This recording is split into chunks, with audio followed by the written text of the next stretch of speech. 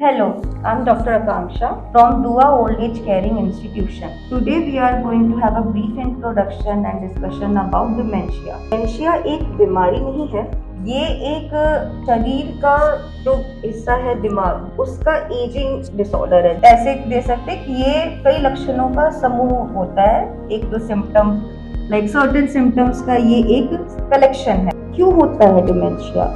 We have multiple reasons. But most common is ageing of brain. Second is जो chronic illness में हम लंबे time से दवाइयाँ खा रहे हैं उसकी वजह से भी होता है। सबसे मेजर रीजन ये भी है लोनलीनेस कि एक सर्टेन एज के बाद जो एज गैप आता है, फैमिली में से ही कम्युनिकेशन ना होने से एक लोनलीनेस आ ही जाता है, तो एक वो भी थोड़ा सा साइकी को अफेक्ट करता है। इसके अलावा बॉडी में कोई इलनेस है, वीकनेस है, ये सारी चीजें हैं जो डिमेंशिया को और प्रोग्रेस करती हैं। तो एज अ फैमिली मेंबर लोग नहीं समझते कि it's a disease, but as a medical term it's a disorder. क्या लक्षण होते हैं जो हम पहचान पाए? सबसे पहली लक्षण इसमें है चीजें भूलते हैं, कभी नाम भूल गए, रास्ता भूल गए, मूड में फ्रीक्वेंट चेंजेस आते हैं, कभी उनको बहुत लाइक अच्छा लगता है कि बहुत खुशी हो रही है and sudden they are moody की अभी सब कुछ खराब लगने लगा, दे आर सैड, एंग्री और एंशियस। तो mood changes are very common. And एक और इसमें साइंस होते हैं कि धीरे धीरे दे स्टॉप टॉकिंग, इंटरैक्शन बहुत कम होने लगता है उनका।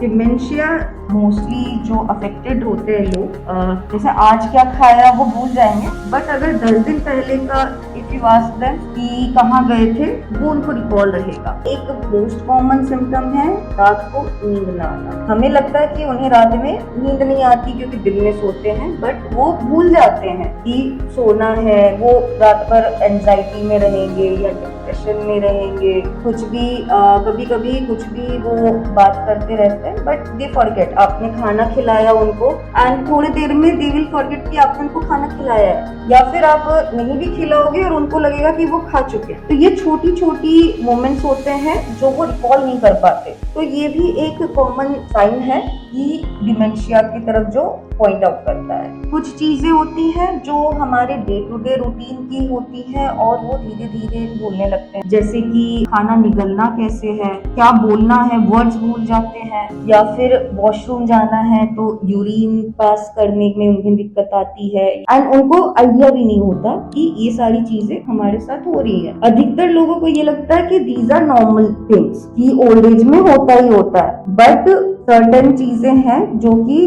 एक नॉर्मल एजिंग में यही सारी चीजें जो हमें डिफरेंशिएट करती है कि it's not a normal ageing. हमारा जो रिश्तेदार है, हमारे जो परिजन है, वो अब किसी डिसऑर्डर की तरफ जा रहे हैं जो कि आउट ऑफ कंट्रोल कभी भी हो सकता है। इसके लिए रोज दवाइयाँ नियम के तौर पे जानी चाहिए एंड लास्ट आपको एक एक्सपर्ट मेडिकल सुपरविजन की रिक्वायरमेंट होती है। जब आप ये सिम्टम्स अपने घर के बुजुर्ग में देखते हैं और फ्रीक्वेंट मेमोरी लॉस हो रहा है, तो आप अपनी सबसे पहले क्या करना है, एक डॉक्टर को दिखाना है to confirm the diagnosis and after few test होते हैं, जैसे कि स्कैन्स होते हैं, ब्लड टेस्ट होते हैं, मेमोरी टेस्ट होते हैं एंड उसके बाद ही कंफर्म डायग्नोसिस होता है कि it's dementia. See, we cannot cure this disease, but with medicines, with right medicines, we can slow it down. So after confirmed diagnosis, what are the do's and don'ts in this situation? सबसे पहले when this is confirmed, please don't panic about it. It's a very normal thing and correct information के साथ we can handle this situation.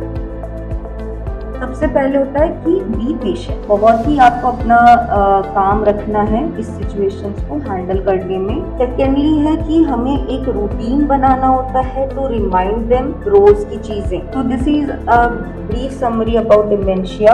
I have used a very lemon terms. बहुत basic में मैंने इसलिए बताया ताकि जो लोग मेडिकल टर्म से रिलेट नहीं कर सकते हैं उनके लिए it's a very easy to understand और कोई कंफ्यूजन ना रहे about this disorder. Dementia is tough, but with love and support, life can still be meaningful. So let's support and not ignore. At Dwayne Old Age Caring Institution, we're here to help you understand, care, and support your loved ones every step of the way. If you have any doubts, never hesitate to reach out. Thank you for watching, and remember, you are not alone.